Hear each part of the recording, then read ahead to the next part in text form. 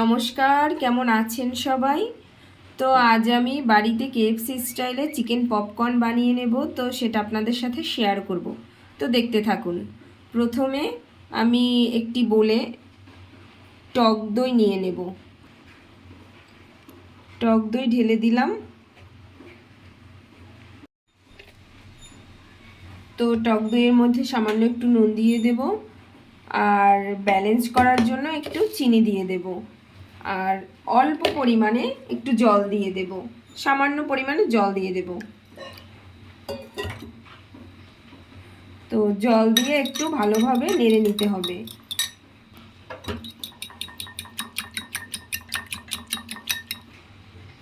তো এরপরে চিকেনটা ভালোভাবে এটার সাথে মিশিয়ে টক দইয়ের সাথে এরপরে ম্যারিনেট করতে হবে। ভালোভাবে ম্যারিনেট করে প্রায় 2-3 ঘন্টা রেখে দিতে হবে। এই যে দেখুন, ম্যারিনেট করে রেখে দিলাম এখন 3 ঘন্টার জন্য। তো এখানে চিকেন পপকর্নের মেইন মশলাটা আমি করে নিয়েছি। এখানে কি কি আছে দেখে নিন। এখানে আছে কাশ্মীরি রেড চিলি পাউডার, দারচিনি 1 টুকরো, আমচুর পাউডার, নুন চিনি স্বাদ মতো, গোলমরিচ, অল্প অরিগ্যানো, আর চাট মশলা দেওয়া আছে, আর একটু পরিমাণে আজিনা মটর। এটা আপনারা দিতেও পারেন, না দিতে পারেন, এটা আপনাদের অপশনাল। তো এটা আমি মিক্সিতে ভালোভাবে গুঁড়ো করে নিয়েছি। তো আমি এখানে প্রথমে যে টক দই দিয়ে ম্যারিনেট করেছিলাম এটাকে ছেঁকে এখন এই বোলটায় রেখে দিয়েছি। তো দেখুন কিভাবে ছেঁকে নিতে হবে, ভালোভাবে চেপে চেপে জলটা সরিয়ে দিতে হবে। এই যে দেখুন। তো একটু আদা রসুন বাটা দিয়ে দিলাম, এটা হলো আদা রসুন বাটা, আমি দিয়ে দিয়েছি। এখন হালকা পরিমাণে একটু সাদা তেল দিয়ে দেব। এই যে দেখুন। এরপরে এই যে মশলাটা এটা আমি পরিমাণ মতো এখানে দিয়ে দেব, দিয়ে ভালোভাবে ম্যারিনেট করতে হবে। আমার মেইন যে ম্যারিনেটটা এখন করে নেব। যে দেখুন, এবার ভালোভাবে মেখে নিতে হবে, খুব ভালোভাবে মেখে নিতে হবে।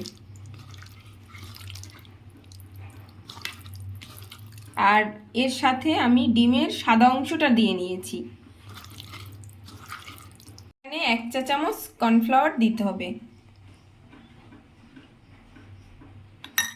দিয়ে ভালোভাবে মেখে নিতে হবে।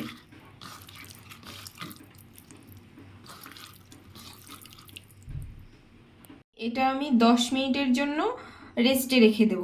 10 মিনিট পরে আমি আপনাদের দেখাবো যে কিভাবে ভাজার প্রসেসিং।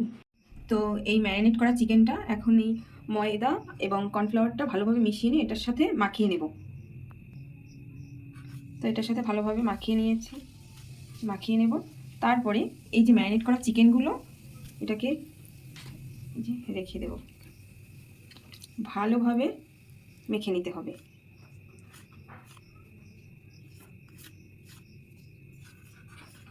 চেপে চেপে মেখে নিতে হবে এভাবে,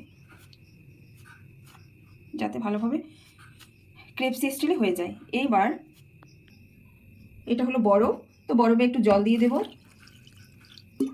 তো এই বরফগুলো জলে এই চিকেনটা এখন এইভাবে মেখে মেখে নিয়ে হালকা করে ফোল্ড করতে হবে, রেখে দিতে হবে। এই যে। তো এবার এই জল থেকে উঠিয়ে আবার এখানে রেখে দিতে হবে। তো এখানে ভালোভাবে আবার এটাকে মেশাতে হবে। এই যে দেখুন। এবার কড়াইতে সাদা তেল দিয়ে দেব।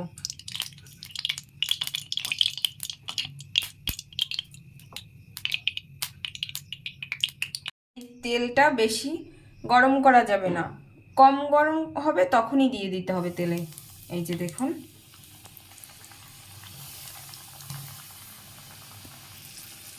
আঁচটা একদম কমিয়ে দিতে হবে যাতে ভালোভাবে ফ্রাইটা হয়ে যায়।